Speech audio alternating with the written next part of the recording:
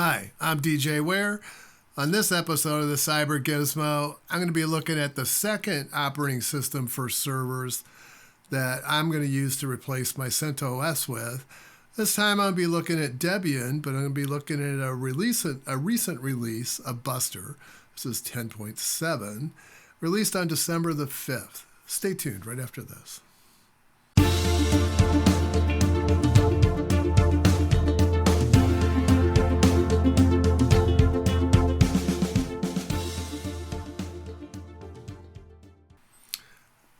So I went out to the Debian website, and I haven't been out here in a while. And I was kind of shocked. I was like, wow, what happened? It's all changed. And I don't know, maybe a lot of you probably remember trying to find the ISO files for Debian. Usually, I don't know about you, but it usually took me a little while, maybe 4 or 5 minutes to find the one that I wanted. Now it's really easy. You just hit the download button and you'll get the net installer. So yeah, 10.7, and this is the net install. Now, if you want, I've already done this, so I'm not going to do it again, but if you want to have additional releases, you can go here and you can look through the ones that are around. So you can download more variants of it. I don't know which ones they have. Same page as before. So yeah, complete installation, small cloud image. I suppose ARM is in here, PC is in here. Although I don't really see there, AMD, ARM, right there. But that's an OpenStack image. Anyway, this is fine for what I want to do. So we'll go back. Now, they've also added this section, so if you want to find out what's new in the release, you can just scroll down to the project news. And it'll give you a recap of everything that's changed. Now, these are all bug fixes and probably a lot of security updates. We can probably go down through here and a lot of security updates. Debian always has a lot of security updates. I've mentioned this before. It isn't because it's a terrible release. It just happens to be the same release that most of the people that are doing the cybersecurity or the security professionals use. So they're going to check their systems first and find any glaring problems with it. So yeah, Debian always has a lot more than others. So don't hold that against Debian. That is a good thing because Debian's also very upfront about this. If let's look at Rails. It'll say, here's the CVE numbers that are involved, and then this is the status of all of those. So they will come through here, and this is really excellent. You can see that some of these are still vulnerable, and I'll tell you which ones it is. So if you're installing Rails and you're putting this on the outside world, they have some disputed that there's a SQL injection here. So apparently when they were doing their testing, they didn't find it. So yeah, but there are a couple others that they need to fix. But they're always wide open about any kind of security vulnerabilities that they have with the system, and I've always had the highest respect for them because of that. So I guess I can go ahead and get rid of that when I'm done with it. So what I'm going to do is I'll walk through the install procedure today, and then what I want to do is kind of go through post setup and what I've done to it to turn into a server, which this is pretty much ready to take my CentOS applications and I'll move them over and get going. So this is almost ready to go, but I want to show you how I got there instead of just jumping over there and saying, oh, here's how you do it. It's real easy. So after the fact, right? Without showing you what I'm going to do. So I'm going to go out to my NAS and then we're going to find the ISO, and it's right there. And I do want to use Spice for this. I just enjoy Spice a lot. It's just really speedy, and I don't want to put my storage on cluster or the NAS. It's probably not a good idea either. There's enough room for it. It's not the problem. It's just that I don't want to wait.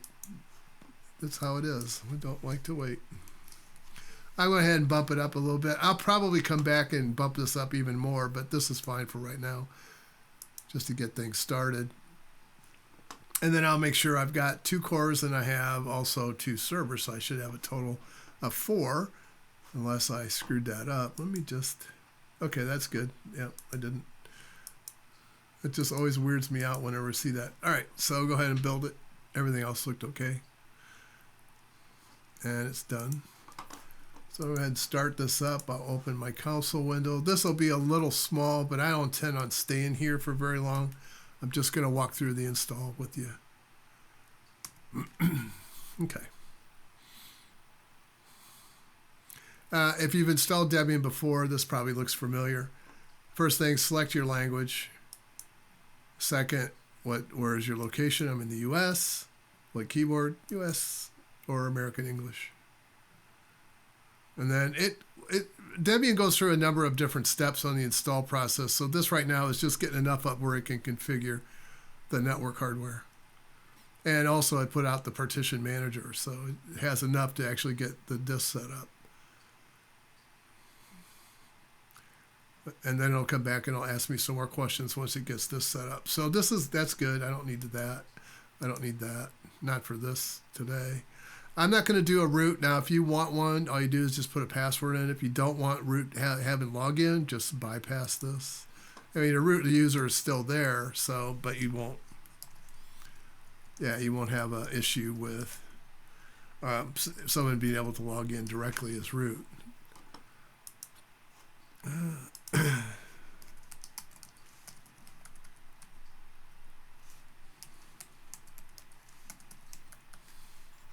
Okay, get my user set up. I'm in the central time zone. And now it should ask me some questions about what I want to do with the drives. With the drive. I'm going to use the entire disk. Now, normally for server, I probably would use LVM, but for today, this is fine. I am going to separate the partitions out into bar and home and temp. That should leave me, yeah, so about 6.8.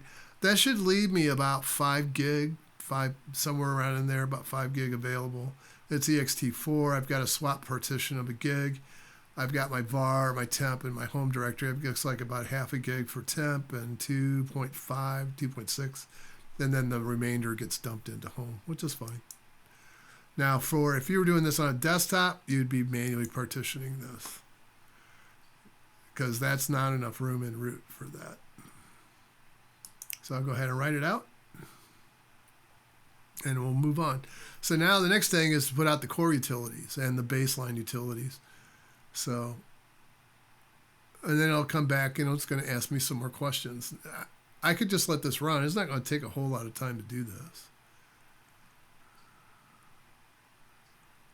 I think I just let it run. I mean, if you guys want to skip forward, you can. This is not, Debian is not slow.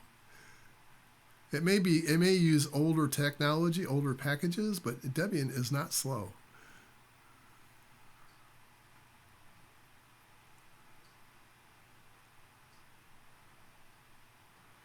If it were, I doubt there would be so many distributions building off of it.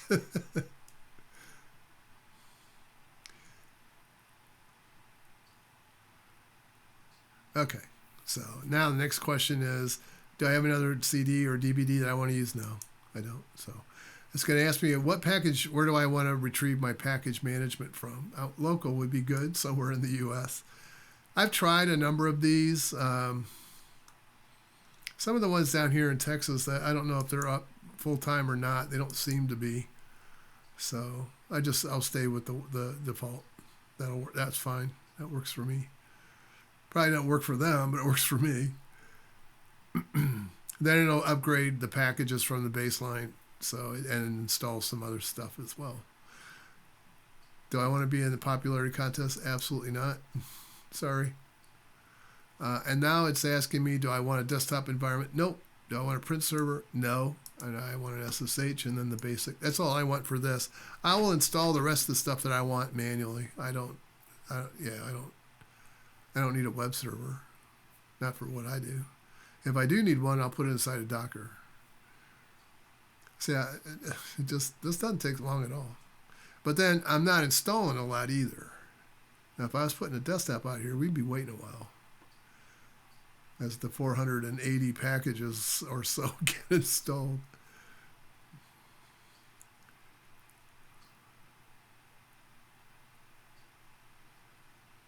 It'll be back in a second. There it goes. Okay, so yes, I do want to install grub, and that's fine. Since I only have one drive, not many choices I could pick.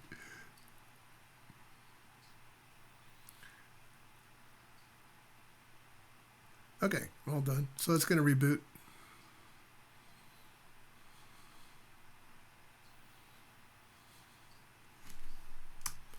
Grub worked. I always think this is funny. Okay, good. That's done. So the next thing would be the usual. Let's make sure that we're up to date. I would suspect we will be. Debian doesn't update that often. Okay. Usually they update whenever there's security patches they need to do or something like that. So we're all good here. So the next thing I would need to do would be to set up a administrative user that I would use with Ansible, and mine is Pi. So I'll go ahead and add a user. Oops. Let's see. There we go.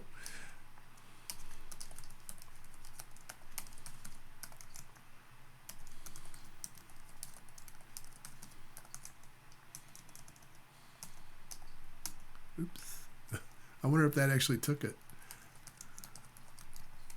Probably not. It did.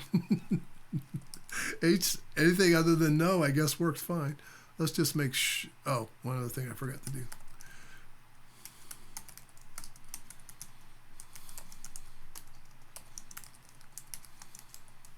I need to add it to sudo.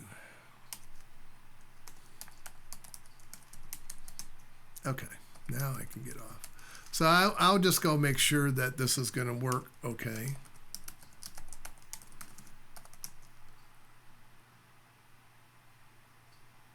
Yep.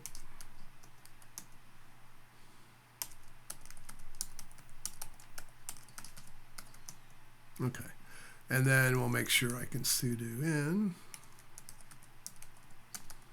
Oh, I know I botched that up. And that works as well. So we're all good here. So the next thing, of course, the other thing I would have done would be to check to see if I have an IP address, and then I would go ahead and set that all up. But I'm actually done with this. So what I'm going to do is I'm going to shut this one down, and then I'm going to flip over to the one I have done, and I'm going to walk through the changes rather than do the changes. I'll walk through them, and I'll rerun some of the scripts that I have done so that you can see where I'm at in the setup, as I do use Ansible. And I'm just going to start it up. I'm going to use, I think I'm just going to do this.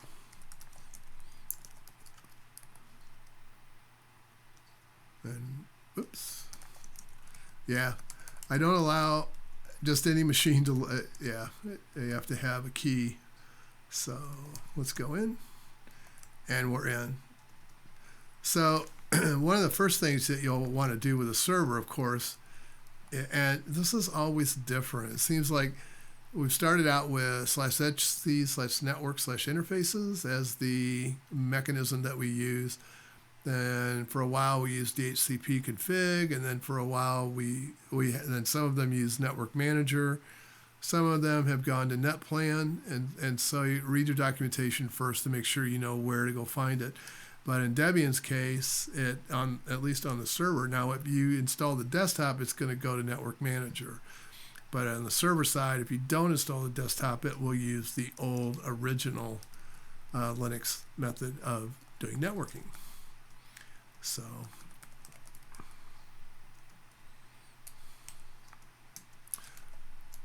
I'm just going to list it because, yeah. All right. So normally you would have just these two lines that allow hot plug and then the name of your interface device, and then this would, instead of saying static, it would say DHCP.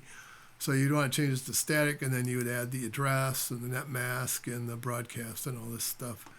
and your search for your DNS, and then your gateway. Those are things that you need. Now, broadcast, yeah, I always add it because I will end up using it for. I have a couple of things that does rely on broadcasting, and yeah, so yeah, I do have a few things that do that. But how did I get here? Is really the question. So let's back up a second. I'm going to go up to my Ansible and I'm going to go and edit this. If I can put the right password in, which I can't, it seems like. There we go. And we'll go to the bottom. So what I'm going to do is change this back to ohm. No, that's not some, that is the name of a scientist. All of my servers have scientist names. So anyway, I'll go to playback.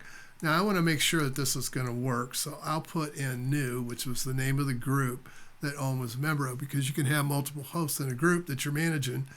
And so if I had multiple new systems, I could just list them all under new.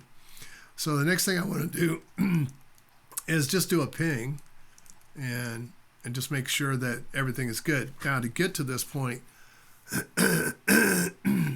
you'd have to have SSH up and running on the other box on Debian, which is now called ohm. You would also need to have an SSH key that was copied from the Ansible host over to the other machine so that you don't have any logins in the way. Now, you can run it with the login if you want. I don't use logins on my servers. I configure the logins and I turn them off. I have them on for a while until I get things set up, and then I turn them off and just use keys. So, yeah, but however you do it, you can manage Ansible with permissions. I just find it easier to just, instead of typing in passwords every 5 minutes, is just have it go and run through and use the key exchange. So what I would do at this point on a new server is I have a script here that's set up that runs init masters. I don't think I've ever showed you guys this. Maybe I did, maybe I didn't. But I use a couple of playbooks that are done by Jeff Geerling.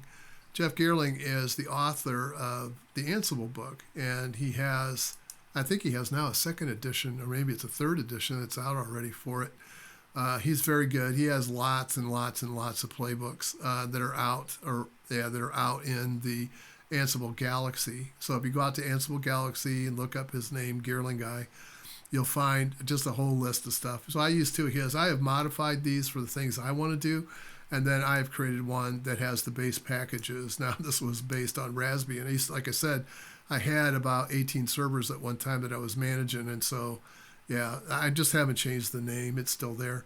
So so this is going to look for a group new in my host file, and then it'll start running through that. Becomes true means it has to run as root.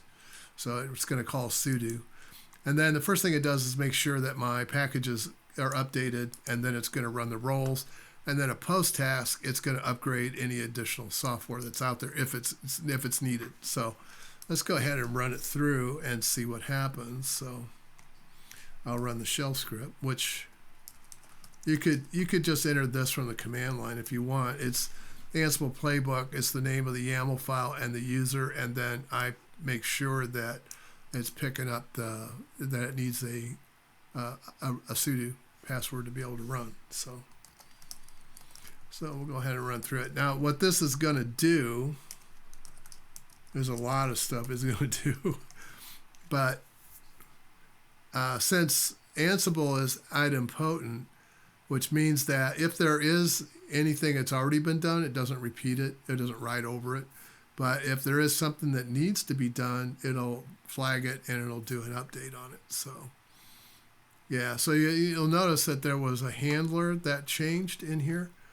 I think that's the only thing. I'll just roll back up to the top. Yeah, this is the firewall. So I had changed the firewall script, and it decided to put the old one back. So I'll have to change that again. I just took out a bunch of stuff that was in it. So, and then let's just, well, sorry, should have walked through this. So first thing it's going to do is set up the IP tables. That's all the firewall is. It's just the raw IP tables, and then make sure that that's running. That IP tables is running. Then it makes sure that it checks a number of packages. So if UFW is installed, it throws it out, gets rid of it, because it doesn't use it. And so you don't want multiple firewalls up. That's a good way of screwing up your system. It's looking to do a fail to ban, so it has a Red Hat mode, so it can work with Red Hat distributions and handle that package management. And then it can also handle Debian, so it can handle, and that covers Ubuntu as well. Also the Pis. So in this case, it's going to make sure that the security software fail to ban is installed, and that's it. And then it has a configuration it's going to copy over to it. There's you can go get his scripts and look at them, and you can see how he does things. His scripts are very logically laid out and very straightforward. Mine are kind of rambling, but then that's just kind of how I am. And then it's going to update my SSH configuration. I'm setting up some of the variables, making them all the same, and then turning off the ability to log in, which is right there. Password authentication, no, turning that off, so no logins. And then, let's see, then unattended upgrades are set up so that I'm picking up the security updates, but I'm not picking up anything else. So I'm not getting any regular updates, just the security ones. Now, you can still update your servers independently, but if all you want is just make sure it has the latest security updates, usually in most environments where you have to certify, security updates, no problem. They'll allow that. But if you modify that kernel at all, you're in trouble. Or if you store a compiler out there, yeah, that could be a big problem too. So at this point, it checks for upgrades, and it installs any packages that are needed here, which all of them are installed, and then it's going to restart the firewall because it saw there was a change, and so we'll have to go over and fix that. So at some point, but that's it. The system has a baseline setup. Now, is it hardened? No, not quite. There's a few more things that would need to be done. I have not added them into a playbook yet. I should. I just haven't. So anyway, if I get that done, I'll post it out to Galaxy. I also have my scripts out there too. So if you're interested in that, you can look at those. But that's it. I mean, my system is just about ready to go. I can now install the stuff that I want. But let's go see where we ended up on this machine. As far as, so it's taken 113 meg of memory. I do have I have audit running, I have systat running, I have fail to bans running. So there is some additional services that are running that weren't running before. That's why the additional memory, but still it hasn't really impacted it a whole lot. And then let's see how much disk we've got. Now this one has everything lumped into one. So 28 gig, and it's only taking 5% of it. So yeah, I'm good to go here. I elected not to do that on this one. I don't know why. I guess I just didn't. So I may go back and redo this, and then put my opt and my var and my temp files over on their own partitions. But for now, I think I'm ready to go and start testing with this. So I've done Clear Linux, as you know. I'm doing Debian now. My only concern with Clear Linux isn't the fact that it isn't a good release. I think it's a great release. My only concern with it, I wish there was a way that there was a stable version of Clear Linux for servers. I wish that they would look at that and maybe decide if they want to do that or not. I would really like to see that because here's the thing that I'm worried about. If I get too far, if I turn off updates and I don't update Clear Linux for a while, and I let it get really far behind, what's going to happen if I decided to pick up some security updates and all that other stuff comes in with it? So am I going to end up like in a rolling release where I trash the system and now I've got a server down? So I'm a little worried about that. But anyway, that's all I had for today. Hope you enjoyed this. Please like and subscribe. And as always, hope to see you all again real soon. And bye for now.